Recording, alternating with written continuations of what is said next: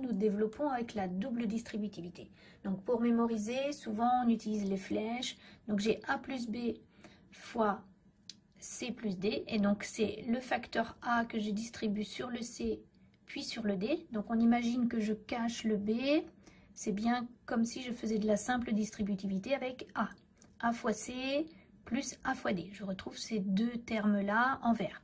Puis maintenant, si je cache le A, c'est comme si j'avais le B que j'allais distribuer également avec la simple distributivité sur le C et le D. Donc en bleu, les flèches, B fois C plus B fois D. Donc on fait attention.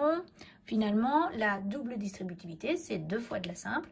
J'ai 2 termes fois 2 termes, j'obtiens bien à la fin 4 termes.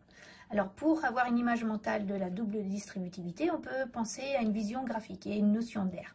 Donc si je prends ce grand rectangle, il a comme largeur A plus B et il a comme longueur C plus D. Donc si je calcule l'aire du grand rectangle, eh bien c'est largeur fois longueur. Donc j'obtiens bien A plus B fois C plus D. Si maintenant je le découpe en 4 morceaux, donc j'obtiens finalement ce premier morceau A fois C. C'est l'aire de ce moyen rectangle. Puis le deuxième morceau, A fois D, c'est l'aire de ce deuxième rectangle. Puis le B fois C ici, l'aire de ce troisième rectangle. Et enfin le B fois D, l'aire de ce quatrième rectangle. Donc je reconnais par une image mentale et une notion d'aire que finalement la double distributivité, elle va se retrouver en 4 morceaux. Voilà.